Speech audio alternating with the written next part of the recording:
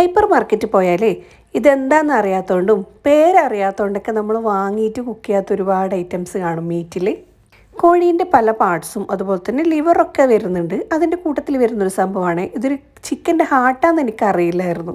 രണ്ടും കൽപ്പിച്ച് വാങ്ങി നോക്കുമ്പോൾ ഇതാ കറക്റ്റ് തന്നെ ഹാർട്ടിൻ്റെ വാൾവൊക്കെ കാണുന്നുണ്ട്. സംഭവം നല്ല പ്രോട്ടീൻ റിച്ച് ആണ്. ഏതൊരു യൂട്യൂബ് ചാനലിൽ കണ്ടിട്ടുണ്ട്. അപ്പോൾ ഒന്നും നോക്കിയില്ല, വേഗം പോയിട്ട് വാങ്ങി. ഒരു 80 ഹാർട്ടിൻ്റെ അടുത്തുണ്ട് കേട്ടോ. അത് ഞാൻ ഇരുന്ന് എണ്ണി നോക്കിയപ്പോൾ നല്ല രീതിയിൽ ക്ലീൻ ചെയ്തിട്ടാണ് ഇങ്ങനെ പാക്കാക്കിയിട്ട് വരുന്നത്. എന്നാൽ പോലും നമുക്കൊന്നുകൂടി ജസ്റ്റ് ഒന്ന് കഴുകിയിട്ട് അതിൻ്റെ ആ ബ്ലഡ് വെസലിലൊന്ന് കളയണം. വളരെ ചെറുതാണ്, എന്നാലും രണ്ടായിട്ട് കട്ട് ചെയ്തിട്ടാണ് ഞാനിത് കുക്ക് ചെയ്യാൻ വിചാരിച്ചിട്ടുള്ളത്. ഇതാ രണ്ടായിട്ട് കട്ട് ചെയ്യുമ്പോഴേക്കും അതിൻ്റെ അകത്തൊന്നും കാര്യമായിട്ടില്ല. ചിലതിൻ്റെ അകത്ത് ചെറിയൊരു ബ്ലഡിൻ്റെ ഒരു എന്താ പറയുക വെസൽ പോലെ കണ്ടിട്ടുണ്ടായിരുന്നു. അതെല്ലാം ഒന്ന് കഴുകി ക്ലീൻ ചെയ്തെടുത്ത് കണ്ടില്ലേ ഫുള്ളിങ്ങനെ ശരിക്കും നമ്മൾ ഹാർട്ടിൻ്റെ പിക്ചറിലൊക്കെ സ്കൂളിൽ നിന്ന് പഠിച്ചിട്ടില്ലേ, ആ ഒരു സംഭവം നമുക്ക് കറക്റ്റ് കാണാൻ പറ്റും. അങ്ങനെ ഞാൻ 19 ഹാർട്ടെല്ലാം ഒന്ന് പകുതിയായിട്ട് കട്ട് ചെയ്തെടുത്തിട്ടുണ്ട്.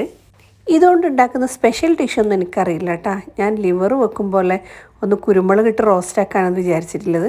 നല്ല നെയ്ച്ചോറും കൂട്ടി അടിക്കാൻ വേണ്ടിയിട്ട് കുറച്ച് സമയം എടുത്ത് എന്നാലും എല്ലാം കട്ട് ചെയ്ത് സെറ്റാക്കിയിട്ടുണ്ട്. ഇനി ഒന്ന് കഴുകിയിട്ട് പെട്ടെന്ന് കുക്ക് ചെയ്യാം.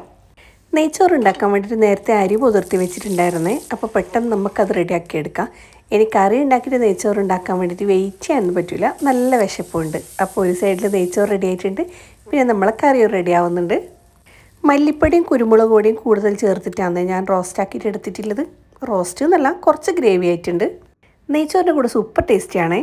അപ്പോൾ വീഡിയോ ഇഷ്ടപ്പെട്ടെങ്കിൽ ഒരു ലൈക്ക് ചെയ്ത് സപ്പോർട്ട് ചെയ്യണേ.